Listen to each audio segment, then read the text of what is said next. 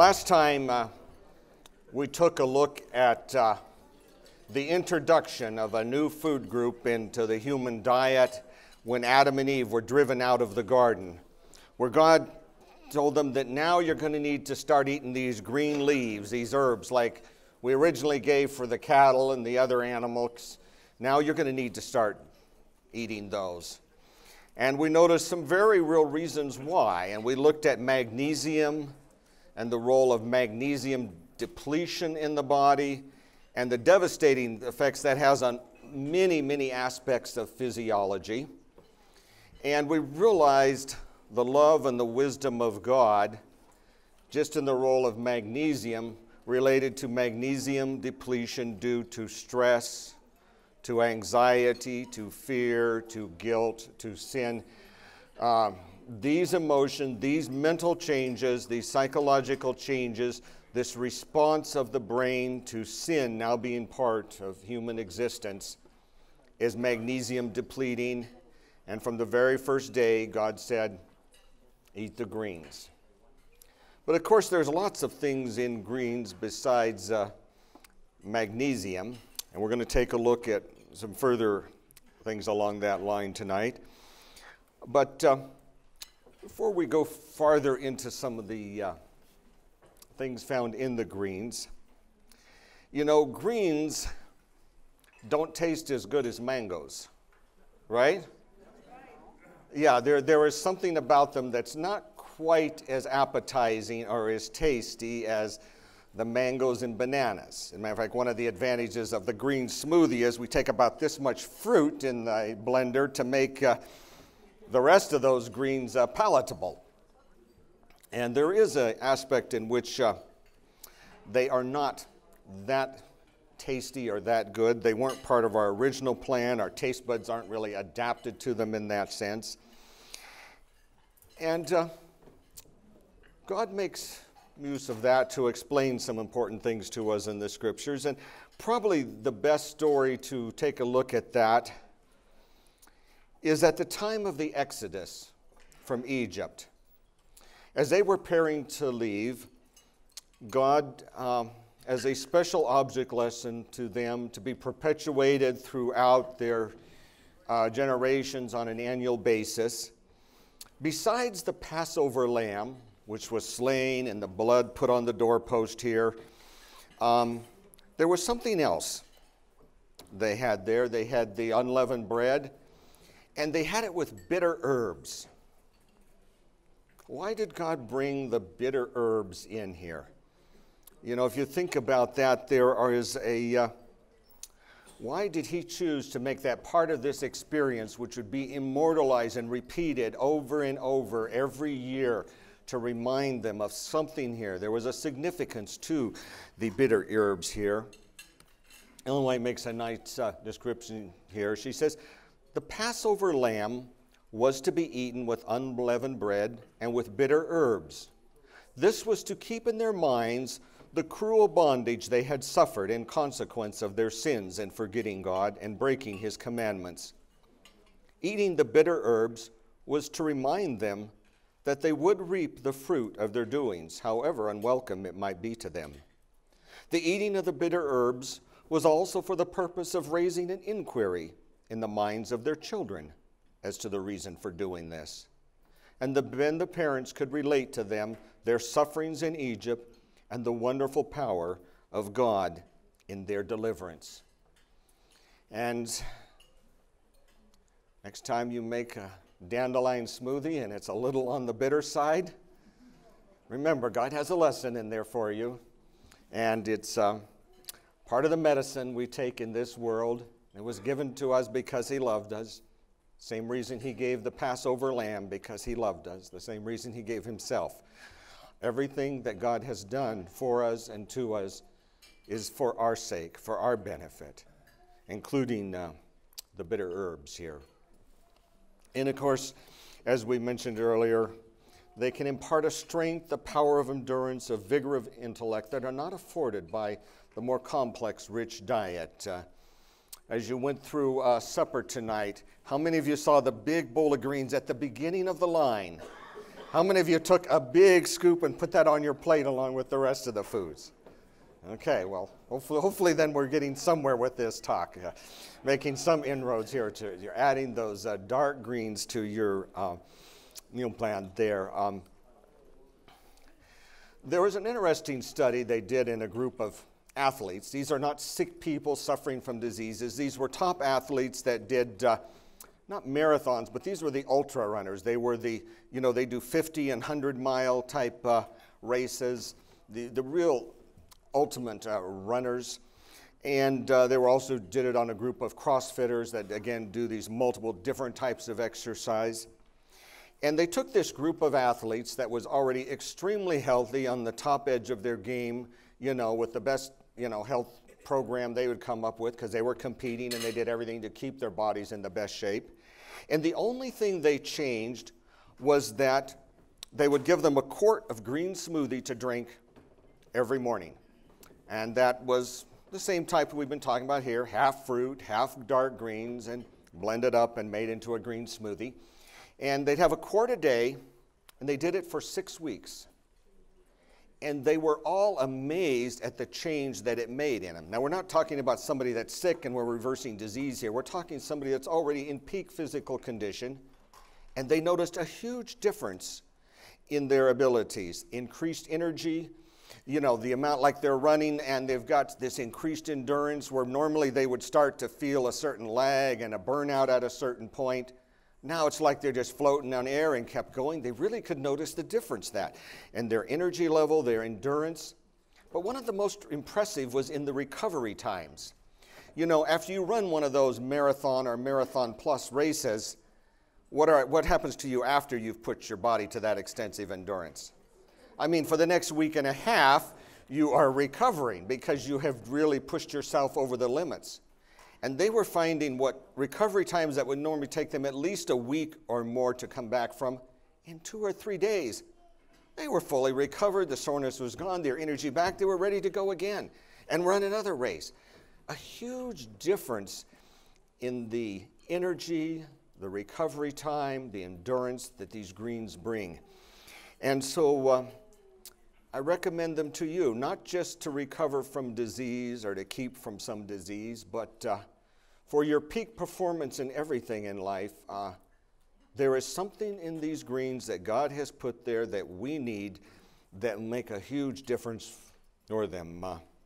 The decreased inflammation mentioned there, they did measure like CRP levels and stuff like that and found out that they were actually doing much better on those levels on that study as well. Okay, we're going to take a little more in-depth look at vitamin K. Henrik Dam, a scientist from Denmark, around 1929, was the first one to discover vitamin K. He was researching the effect of various diets. Actually, he was checking a cholesterol diet on chickens, and they were studying the various effects of depriving them of certain things and adding certain things back and stuff. And they noticed that the chickens developed, on this one particular protocol, this deficiency where they all became, had a bleeding disorder. And they would start bleeding in their intestines or brain and things, and they would die of this bleeding disorder. And they had to add this certain substance back into their diet to stop the bleeding or to prevent the bleeding. And so his initial paper, it was actually published in German. It was called, you see it here with the German spelling, Coagulationsvitamin. That's what they called it, the coagulation vitamin. There was some vitamin you needed for proper blood coagulation. And because of that spelling and that K, it got the name vitamin K. And so if you wondered where the K comes from, it's the coagulation vitamin. Back a number of years later, he actually received the Nobel Prize for his discovery and his work on vitamin K. Now, we talked a little bit this morning about chlorophyll in leaves. And I'd like you to take a look at this picture. It's really complex, and it's not here because it's complex, but partly just to appreciate God's architect and workmanship in this right here. You know, we talked about inside the cells of the leaf, there's these little chloroplasts. And inside the chloroplasts, these little thalacid membranes, these little disc-like packets. And organized on the membranes of these little disc-like packets is the mechanism of photosynthesis. And here, in a somewhat diagrammatic way, is a look at all these different proteins, how they stick together, and some of the basic substances in these proteins, how they interact with each other to carry on the process of photosynthesis. Here you'll see chlorophyll A, and you'll notice the very next in line to there is vitamin K1. That's the vitamin K we're talking about there. And so you see, as ubiquitous as chlorophyll is throughout this leaf, what else are we going to find? Vitamin K. So why is there going to be lots of vitamin K in leaves? Because it's an essential part of the electron pathway of photosynthesis. And it's actually its job, you remember chlorophyll absorbs that energy photon from the sun, creates a high energy electron, which the chlorophyll then passes on to the vitamin K. And it gets on passed through this chain, and of course, as long as sunlight is hitting, more photons are being absorbed and more electrons are sent through. And it continues to build up this electric current, this voltage difference across this membrane here. This is actually a picture of the membrane here, diagrammatically. And that is what creates the energy process of photosynthesis. And here on the end, we have ATP synthetase, and what's it's doing? It's actually creating ATP, the molecule of energy, with a high energy chemical phosphate bond added on the here. This is what is used to build glucose, to build amino acids, and you know, it's used for all the energy functions of the cell. It uses ATP. And so here we are generating this ATP. By the way, it's a phosphate handling enzyme, so what does it need in it? Magnesium. Yeah, we need some magnesium here as well as in the chlorophyll.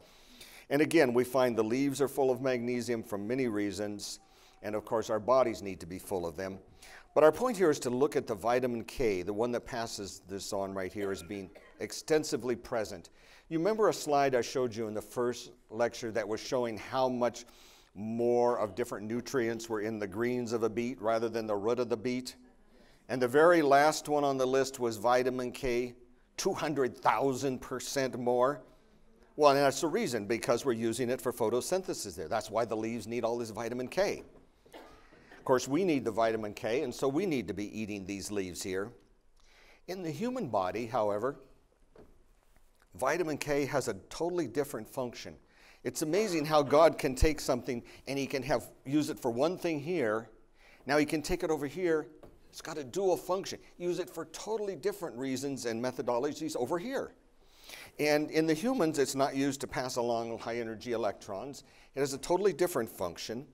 And I'd like to take a look at some of those, of why vitamin K is so important to the human being. This picture right here up in this corner is a picture of a blood clot. You'll actually see red blood cells here, and they're all tangled up and bound together in this spider-webby net of fibrin that is formed around there. There's a very complex pathway of proteins that is responsible for creating a blood clot. And vitamin K is essential in that. That's what was happening to the chickens. We removed vitamin K and they couldn't make blood clots, and pretty soon they started bleeding out everywhere. The ability of our blood to form a blood clot is a very important life-saving function. We can't afford to lose our blood. That's our life force, our life thing. We need blood continually circulating through our bodies. We need a heart to pump it. We need lungs to oxygenate it. But we need that blood in the vessels through there. You know, in my role of emergency medicine, you know, in acute trauma situations and stuff, the role of preventing, stopping bleeding, and restoring blood volume is really critical in saving a patient's life here. Well, God designed this clotting mechanism here, and it's actually very complex. We won't take a look at all the proteins, but there's like 10 or 12 different proteins here, and this one does this to this, and this one does this to this, and this one does, and there's a couple of different pathways there. But the end result of these is that God has a complex mechanism, not only of building the clot, but he's got a lot of controls along the way. Because it's a complex pathway, it can be stopped or started at many different points, so that we don't clot when we shouldn't. A blood clot in a body where we don't want it can be as devastating as bleeding out from not making a clot when we need it. Today, the formation of DVTs, deep vein thrombosis, has become a really serious issue. And it's one of the things we're quite concerned about. To form a blood clot in a vein where there's not supposed to be one can be very serious. The blood clot breaks loose in the leg, goes up to the lungs. We have a pulmonary embolus, block off the blood flow through the lungs, and if it was a large one, it's all over. It's not going to be able to get in there fast enough to undo that to save your life. If it's a smaller one, we can survive and get by and do some various things to try to prevent it from happening again. But the ability of the blood to clot and to not clot and to be able to control it is very important. So God has this complex pathway. Calcium is needed in that pathway. And vitamin K is really important at controlling the pathway. And it has to do with this. There are certain proteins, and we find this in almost every protein that needs to handle calcium. There are certain amino acids that come together creating the electrical area there that holds the calcium, but they have to be changed. It's called carboxylation for those of you that are in chemistry, but we're basically changing the several amino acids to a different amino acids chemical structure there so that they now are the perfect setting for holding on and managing and handling calcium. And vitamin K is the tool that does it. You think of a machine right here. You have certain size wrenches and certain tools to do certain things, to make adjustments or whatever. These machines, we have to adjust something here so they can handle and process calcium. And vitamin K is the only tool that can change that. We've got to have vitamin K. Every time we make a new one of these enzymes, we've got to take vitamin K, turn those little things, turn it around, and change these, carboxylating these glutamate residues here so that they now have the right environment to hold on calcium. And we find this in almost every single enzyme that handles calcium. In the active zone, God has designed it. He's found out the best way to do it is with these carboxylated glutamate residues that make just the right environment there. And vitamin K is this tool for doing that with. So vitamin K is very essential here. And of course, in the initial experiments where they discovered it, when they deprived vitamin K, these chickens could no longer properly clot when they needed to, and the bleeding disorder occurred there.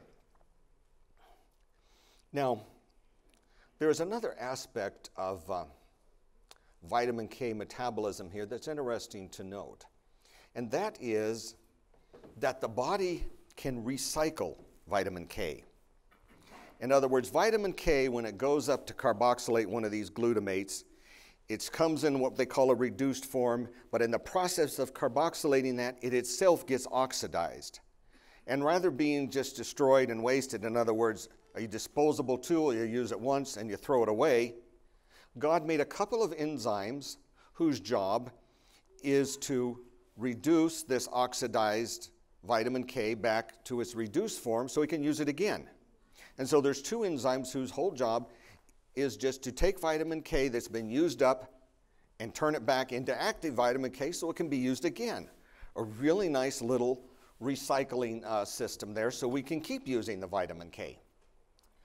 Now, in medicine today, if you get a DVT, one of the things that people are commonly put on in medicine is called warfarin. How many are familiar with warfarin, or it also goes by the name of Coumadin? We often call it a blood thinner.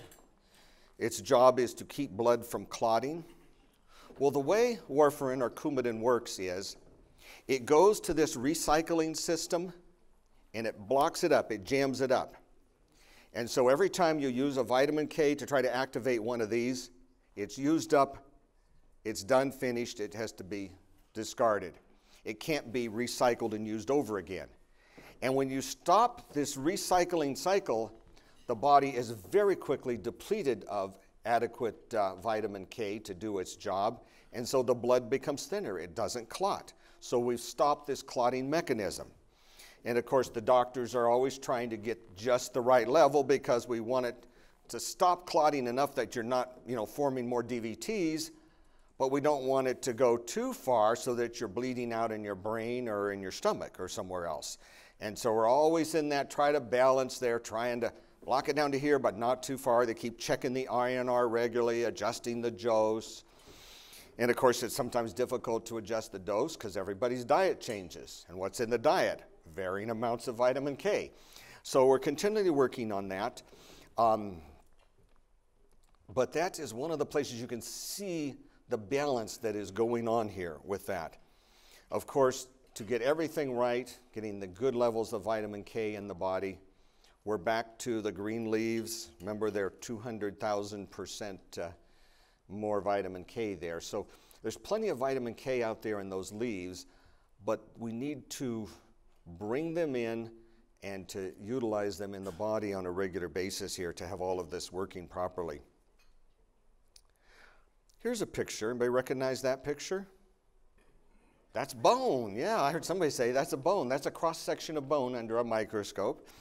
Bone is not the dead, hard thing you see on Halloween. Bone is a living, live tissue. It's full of cells that maintain it. There's a protein matrix network in here, and the cells in here that make up this protein, they actually secrete this protein network, and then the calcium and magnesium and the various things crystallize and form the hard substance around there. It kind of looks like a cross-section of a tree and little rings like that. There's little canals through here. Blood passes through those. And this living tissue, like every other tissue in the human body, is constantly being changed. You know how your skin, you're constantly growing new skin? About every 30 days, you've completely rubbed off all the old skin and grown a completely new layer of skin. Your stomach lining replaces about every 8 days. Your bones about every 2, 3, 4 years. You've actually completely replaced your bones. So how does it do that? Well, there's little cells called osteoclasts and osteoblasts. The osteoclasts are continually dissolving and eating away old bone structure, and osteoblasts are laying down and building new bone structure in there. Of course, these have to be in balance or we're going to have problems. Well, now, these cells have special enzymes that handle the calcium that we're laying down or picking up in there. But without adequate vitamin K, those enzymes that do the job can't be carboxylated, they don't have an active zone that works, and they don't work. And so now we've got osteoclasts and osteoblasts, but they can't do their job. They can't lay down bone like they're supposed to. They can't do that. And we're realizing that vitamin K is extremely essential in the disease osteoporosis. And you can get all the calcium and vitamin D, but if you don't have vitamin K, you're not going to be able to lay down the bone properly. So once again, got to eat the greens if you want good bones. They've got calcium in them, they've got magnesium in them, but they've got the vitamin K. Without the vitamin K, we can't adjust these enzymes so they've got the right active zone to handle the calcium. It's amazing how God figured this all out, balanced, and put it together. And he found out substance he could use in both places. In the plant, he uses it to pass electrons back and forth to get the energy in. Here in the human body, he's using it coming down to carboxylate, glutamate residues, and enzymes so they can handle calcium. Amazing thing there. This picture down here is a picture of an artery. A normal artery right here. And here we see progressive arteriosclerotic damage. See the plaque building up here, the cholesterol in the artery wall. Here it's built up really thick. We've got this big cholesterol plaque that's become calcified here. Now this buildup of arteriosclerosis is, again, a dietary lifestyle related issue. And it's related to the amount of fat in the diet, the amount of cholesterol in the diet. It's related to the amount of sugar in the diet. There's a number, it's a multifactorial disease, like many of these lifestyle diseases, that builds up these cholesterol plaques in the artery walls. Some of you came by and had an IMT ultrasound done right here, and if some of you still want one done, we'll do some more Saturday night and Sunday morning. But we can actually take a look and see how much of this layer is built up in your carotid artery, which is pretty indicative of what's through the rest of your body. Some of you found when we looked at it that you not only had a little thickening here, but there was actually a little calcified plaque. On the ultrasound, it shows up as a bright white spot with a black shadow behind it, because as the ultrasound sound waves hit that calcium plaque there, they bounce off, and you get a bright white reflection from there, and then behind there is a shadow, so we can see there's that calcified plaque there. Of significance, when these plaques get calcified, they become much more dangerous. Now, the thickened plaque, of course, is bad and it can cause problems there, but when it becomes calcified, this calcified surface underneath the endothelium here is much more damaging to the endothelium that's stretched over the surface of it, and the likelihood of this endothelial layer here on top of the calcified plaque to rupture or crack and break open becomes increased. Now, this endothelium here, remember a couple of years ago we spent a whole lecture talking about the glycocalyx and the endothelium. Any of you were here a couple of years ago? We talked about that. The importance of this lining of the arteries to your health. But here we have got here for this cloud, if it forms cracks, those cracks can be recognized by your blood's clotting system. Platelets become sticky and start attaching to it, and we start forming a blood clot, and we can very rapidly form a clot here. Now, if we've got a narrowed artery and we put a clot in there, what happened to the blood flow? Right. So these often are, you might say, the high-risk factors that are making us very susceptible to getting a attack here, a heart attack. Because if that clot's off there and this happened to be one of your coronary arteries, you just had a heart attack. What if this was one of the cerebral arteries in your brain? Well, then you just had a stroke right there. So the formation of these calcified plaques right here is a really dangerous thing to have there. A few of you that came and looked at your arteries, we found a couple of spots there that. Why do these plaques become calcified? Well, it seems that God knew that we weren't supposed to be calcifying things that weren't meant to be calcified, and God actually designed some special enzymes whose job is to pick up calcium in the tissues and get rid of it. It picks it up in the macrophages and takes out and gets rid of it. And these enzymes are constantly at work cleaning up calcium where we don't need it, so we don't end up calcifying all of our tissue. Because we need a lot of calcium in our body, right? We're eating all our greens, getting good levels of calcium in there, good levels of vitamin D, we're doing all this stuff.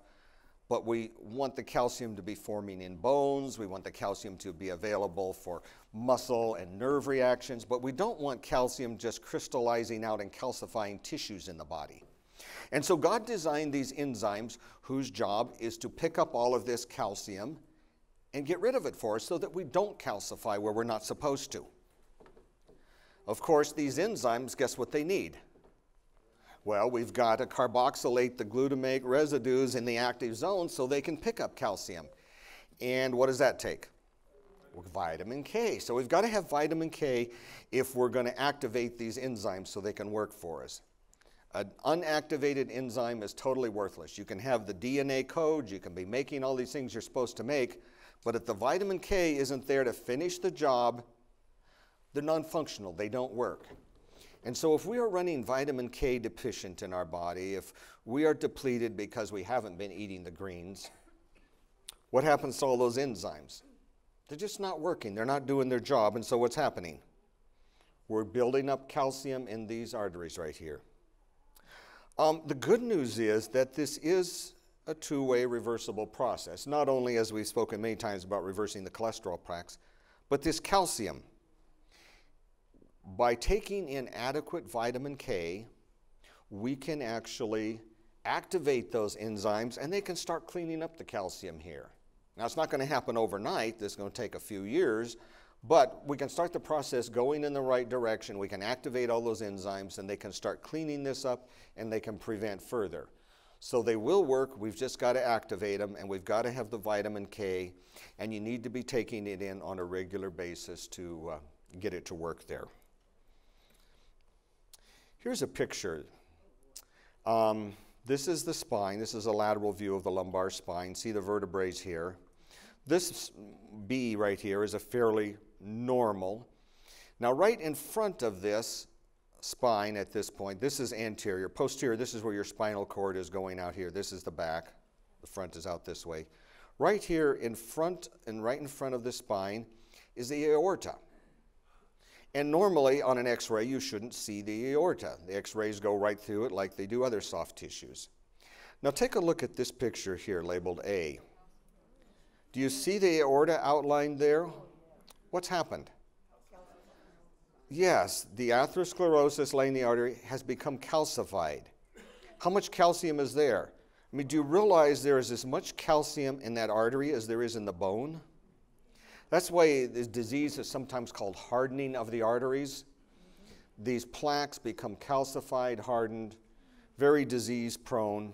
In the aorta, they're going to predispose us to breakdown of the artery wall, what we call AAAs, abdominal aortic aneurysm. Of course, you can get it up here, thoracic aortic aneurysms up in the chest. And of course, these aneurysms, the bad thing about the aneurysms is they can rupture. And when you rupture an artery the size of the aorta, it is almost always fatal.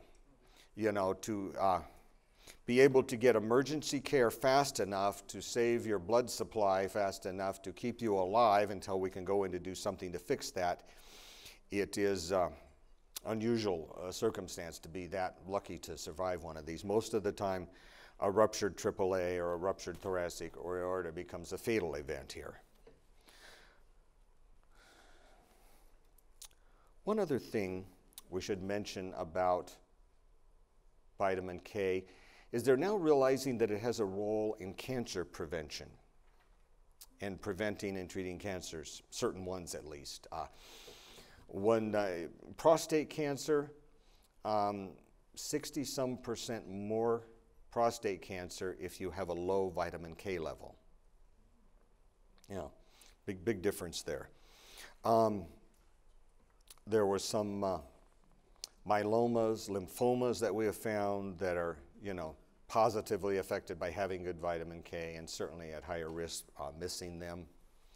One study, they followed patients with primary liver cancer. And in this group, they put half of them, they started giving them vitamin K on a daily basis to supplement their vitamin K. The others, everything the same except they didn't get the vitamin K. And a few years out, they were looking for reoccurrences of the liver cancer.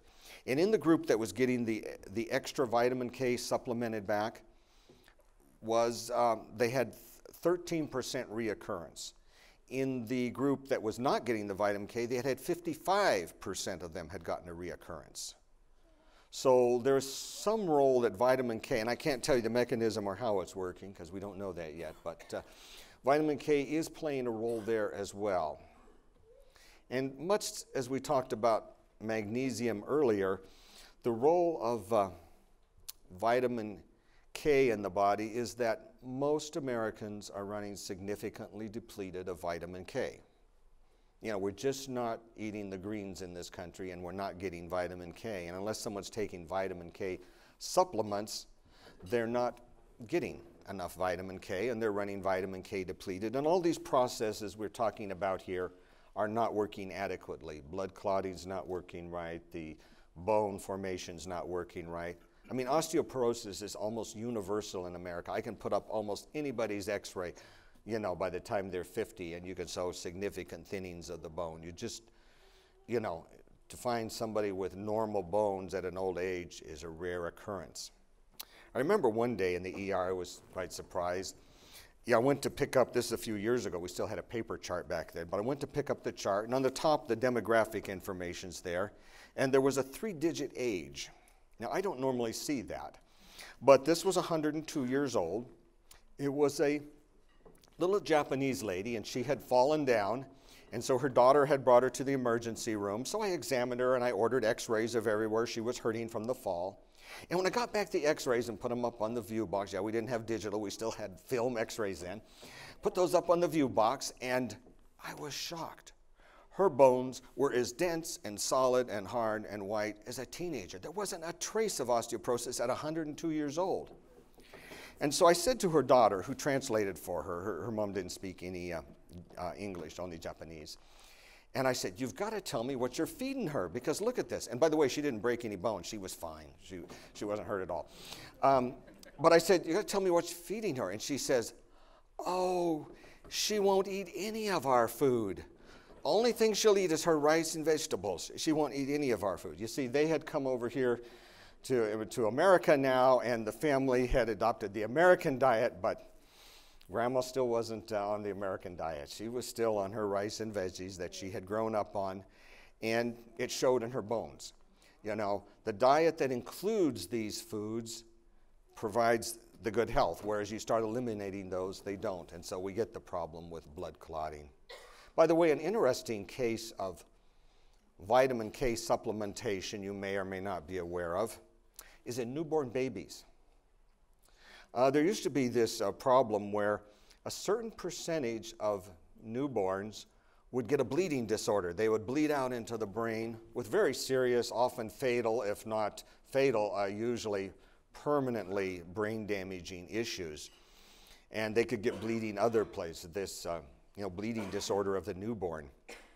And they realized after some time that it was due to a vitamin K deficiency in these newborns. And today, the standard protocol at any hospital in the United States is that every newborn gets a shot of vitamin K. You know, within 24 hours, usually right there after birth, they're doing the initial things, the baby gets a shot of vitamin K. And now we don't have those bleeding problems anymore. But it shows the vital role of this vitamin in keeping the body working right. And certainly mothers that are choosing to breastfeed, by the way, which I highly recommend as the ideal food that God designed for babies, eat your greens. Yeah, your baby needs it too. So we need that vitamin K in there to make everything work right. How shall we eat the greens? We talked about this briefly. Of course, you saw on the dinner table today the big bowl of dark greens. I hope you're inspired to include fresh salads on a regular basis every day in your diet now. Don't bypass the salads for the entrees. I'm not saying you don't eat the entrees. I'm just saying include the fresh salads. They were meant to be there. You need them. They've got your vitamin K, your magnesium, and of course dozens and dozens of other nutrients that you need there. Of course, we can cook up these greens. Does cooking destroy some of the vitamins? It does destroy some of them. Vitamin C and stuff will be a little bit less after cooking, and some of the others will be less. The magnesium won't be destroyed or touched. It's an elemental thing. You won't phase that. Many of the smaller molecules, it doesn't phase or bother them at all. But cooking the greens is still an excellent way to get the greens into your diet. Cooking them up savory with some onion or garlic is often a very tasty way that many people have found to add them in. Adding, in this case here, they've got some chickpeas here, many of the other legumes mixed in. I like some of the Mediterranean, Moroccan type spices and seasonings seem to go well with the greens there. But some of your cooking school teachers can give you a lot more ideas and suggestions on how to cook the greens.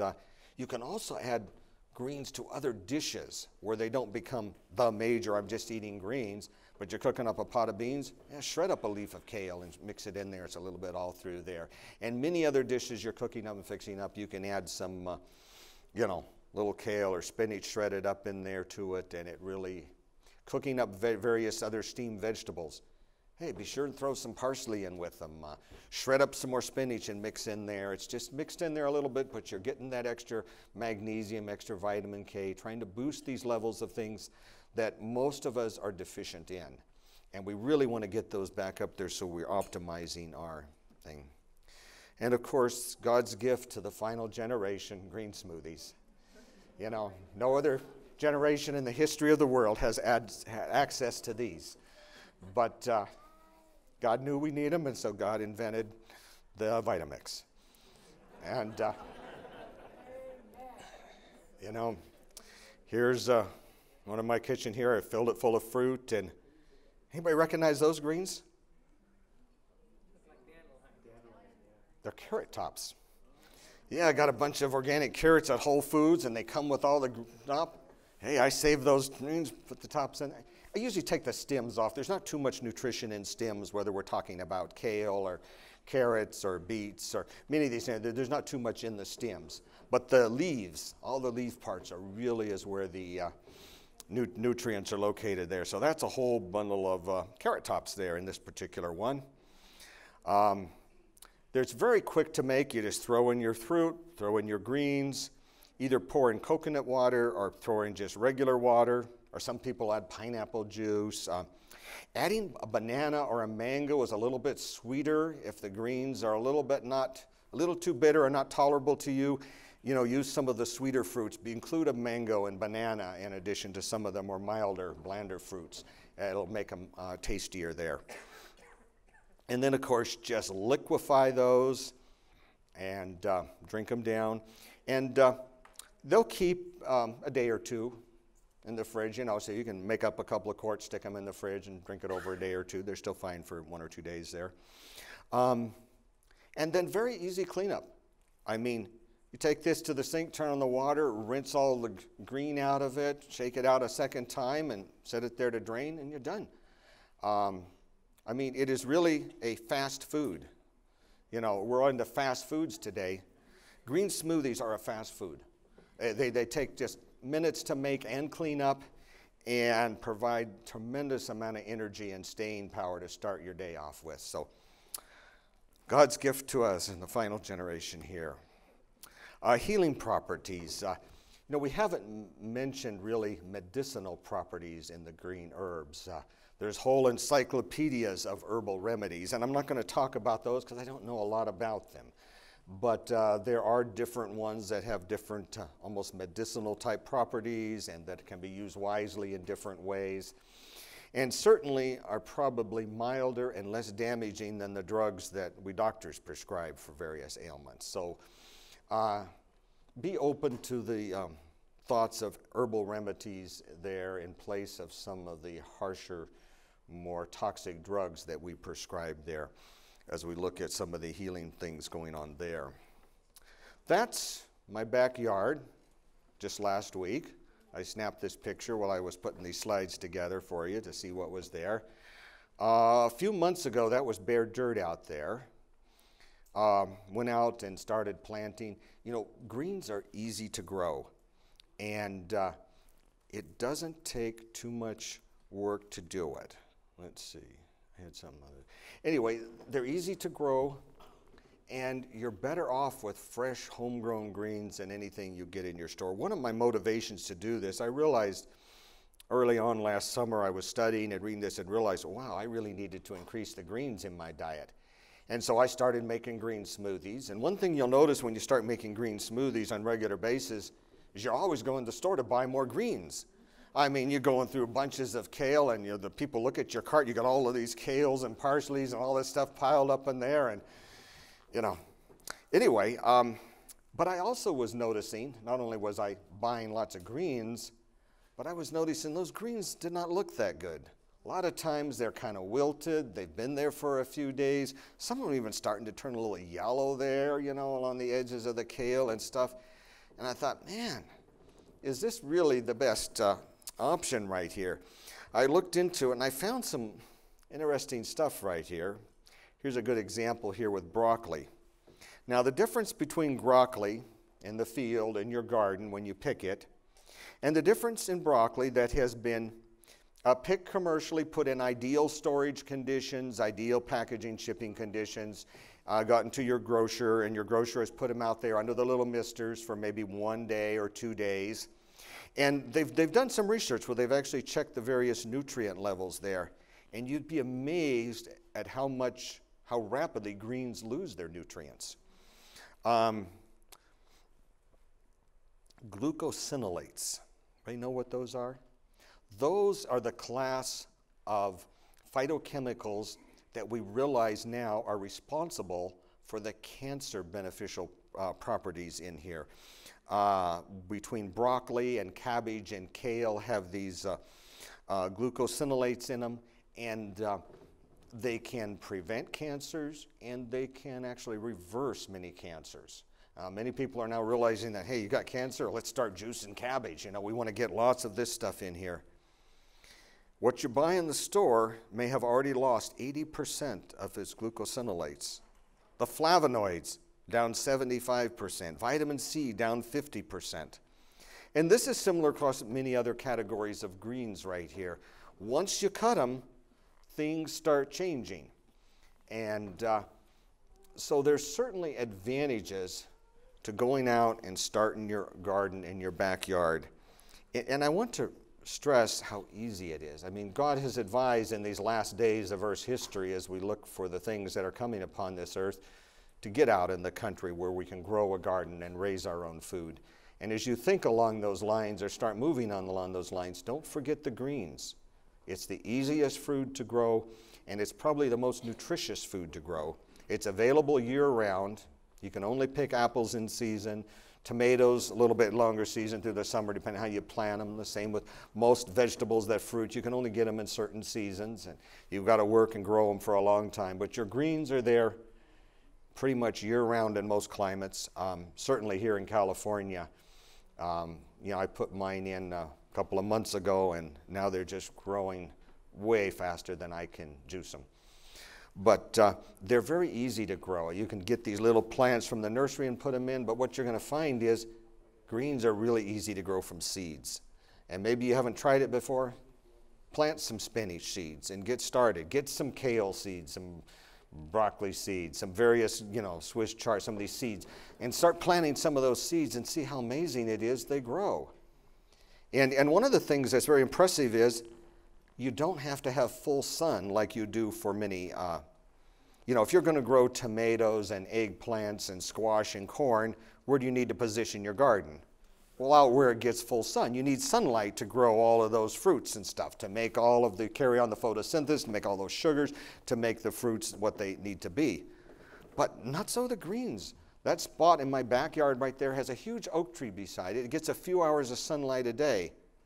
And they're just growing fantastic out there. And they're just taking off and growing. So you're very adaptable to where you can put them in the yard. But I really encourage you to go home and plant some greens. Get them growing. And, you know, once they start growing, you can start the leaf method of harvesting. Instead of going out and cutting off a whole head or a whole bunch, you go off and pick a couple leaves off of this one, a couple big leaves off of this one, a couple of big leaves off of this one. Leave the little center leaves that are coming up, and they'll turn into big leaves. And you go back a day later, and you go around. You can pick every day without damaging your garden per se, and it just keeps growing and growing. It'll get ahead of you, I guarantee you. And you'll be looking for friends to give greens to for their green smoothies. So if you don't have a garden, look for a friend that's got one, because he's probably got extra greens he doesn't know what to do with. Somebody asked this question this morning about a book about wild edibles. Sergei Butinko is a member of a family that is really into greens. They started off being raw veggies, you know, eating just raw foods, and got really good results. And then they discovered the greens and found it took them to a whole new level beyond just being on a raw food diet. And they travel around the country and give seminars. They've written books. They've gotten all kinds of DVDs and videos out all about greens and green smoothies. A lot of the information I read in researching this I picked up from various materials written by him or his sister or his mom or one of the people in their family there. But he has written this book right here on wild edibles. A really fascinating topic that all of us who are looking to learn to eat greens in the last days of this earth should know about. There is, besides what you grow so easily in your yard, they're growing easily out there without anybody trying to plant them or cultivate them or grow them. They just grow, and we call them weeds, and we cut them down, and we mow them down, and we spray them, and they still keep growing. And many of these weeds out there, wild herbs and stuff, are very edible, extremely highly nutritious, You remember in that one list, I listed lamb's quarter there besides the kale, so you could again see the amount of nutrition they are in there. And they're quite tasty. They actually taste quite good. There's a picture of the lamb's quarter leaves right there, but I highly recommend that book as a good place to start if you want to understand, you know, if you're out in the mountains and the woods, you can live off of this kind of stuff. Anybody know what that is? It looks like a dandelion, but you see the large triangular tip out here, and when it went to bloom, it sends up a long stalk with multiple dandelion-looking blossoms on it. It's called a sow thistle. Closely related to dandelions. It's kind of part of that same family. Very edible and good for you. Just pick those leaves and throw them in your blender along with whatever else you're blending up that day. These came up in my backyard. I didn't plant them. They just came. Mallow. Now, most of you may not have known what this was, but it's so distinctive in shape. I'm sure if you've grown a garden, you've seen this stuff growing somewhere. If you've got a yard, you've seen these weeds come up somewhere. You recognize those little round leaves? Well, I first learned about those when I was a little kid.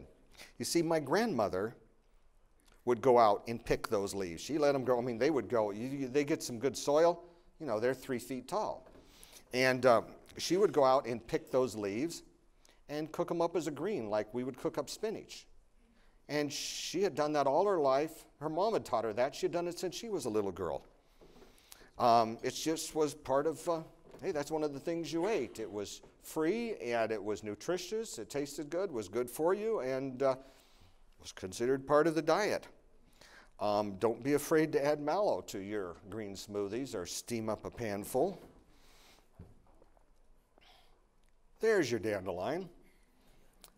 And of course, dandelions come in lots of varieties. There's hundreds and hundreds, maybe even thousands of varieties of dandelions out there. Chickweed.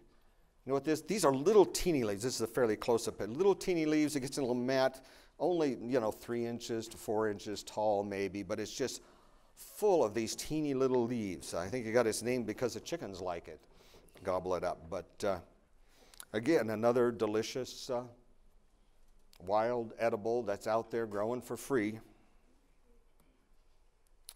Anybody know that one? It's called purslane, a very distinctive one. It's got these tubular, round, reddish-looking stems, and the leaves are really thick, succulent-like leaves. They're not thin like a regular leaf. They're a thick, succulent-like, juicy leaves. Edible, considered to be very high in vitamin C. Many people recommend this as sort of a, oh, you got a cold, take some purslane to get over it. Or there's a flu going around, take a bunch of purslane so you don't get the flu. But just good for everyday herb. Pick it, add it to your blender when you make your next smoothie there. Does it have a strong flavor? Yes, most of these weeds do. You know, a lot of times what you're going to find is the flavor is going to depend on the soil and the growing condition. And it's, really good soil in some places, it's be very mild and sweet, and then harder, more difficult soils will become more stringent, various ways. But yeah, I've picked everything you see in that picture there. I've tried picking and adding to our smoothies this summer, so we've had some of all of those there. All the grasses are edible. There's no poisonous grasses. A lot of people raise and grow wheatgrass, but every other wild grass that's growing out there can be eaten. And it's tender, I mean, it's not the real old tough hard stuff, but the tender stuff there can be added to things. So we come here to our conclusion, our second round right here.